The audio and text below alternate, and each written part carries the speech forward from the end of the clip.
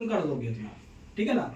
मगर हमारा मानना यह है कि फाइनेंस सेक्टर में जो है ना 9 मंथ इक्वल टू 3 मंथ का गेम होता है। यहाँ पे 9 मंथ कंपनी के लिए और 3 मंथ एम्प्लॉय के लिए अपने लिए आता है, ठीक है ना। यही तुम 40 या 120 एलडी 3 महीना अगला 3 महीना में करके तुम क्या मिल जाएगा, घंटा मिलेगा आपको, क्या मिलेगा। यहाँ इस 3 महीना में काम करके क्या मिल रहा है आपको, सोना मिल रहा है।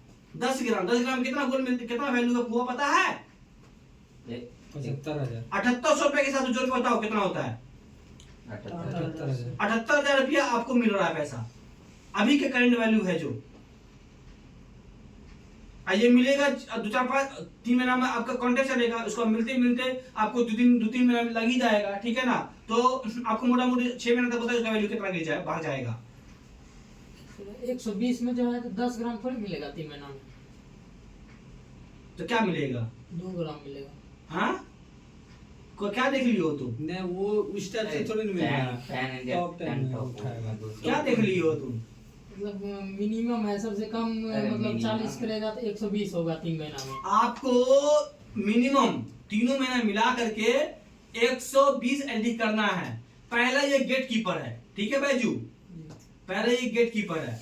उसके अलावा आपको जो है ना रैंकिंग में जो है ना, रैंकिंग में टॉप 200 में आपको आना पड़ेगा।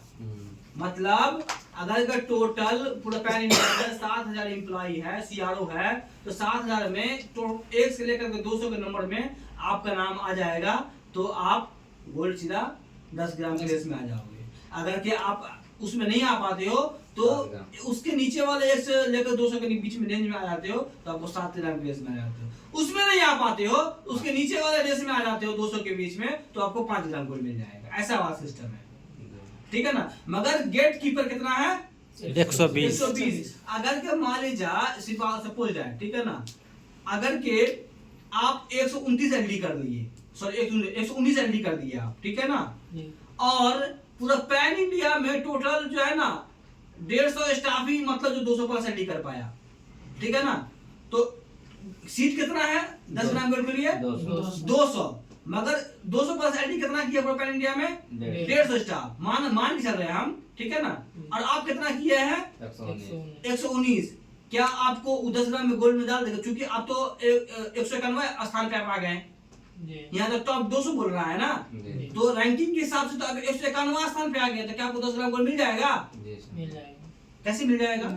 नहीं मिलेगा। अब आपको 120 नहीं किए, एक एलडी नहीं होने की वजह से आप क्या हो गए 10 ग्राम गोल्ड से बाहर हो गए। लेकिन आप 120 किए हैं और उधर 150 पूरा है, फिर भी आपको 10 ग्राम मिले। रैंकिंग आपका नाम आ जाएगा। बात समझ रहे हो? अब तुम लोग को दिमाग में ये कीड़ा चल रहा होगा कि सर पैन इंडिया का स्टाफ है सर, टोटल 7-8-10,000 स्टाफ होगा, उसके बीच में हम कौन अगना सा आदमी, हम सारा 200 एलडी करोगे, 200 के रेस में आ जाएंगे। जरूर सोचते होंगे आप लोग, सोचते होंगे ना। हम आपको क्लियरली हम डॉट को क्लियर कर देते हैं, बिहार इतना एलडी करने वाला कोई नहीं है, ठीक है ना। जो गोल्ड विनर बनता है ना सब बिहार बनता है, किसी भी स्टेट का औकात नहीं है कि 120 एलडी कर ले। अब हम क्लियर कर दिया आपको। अवार्ड देते समय तो बोल रहा था ना, उसमें भी अब हमको बता देते हैं आपको, बिहारों में जो है ना 40% पार्ट ऐसा है जहां एलडी होता ही नहीं, जिस एरिया 40% ऐसा एरिया है जहां एलडी होता ही नहीं है।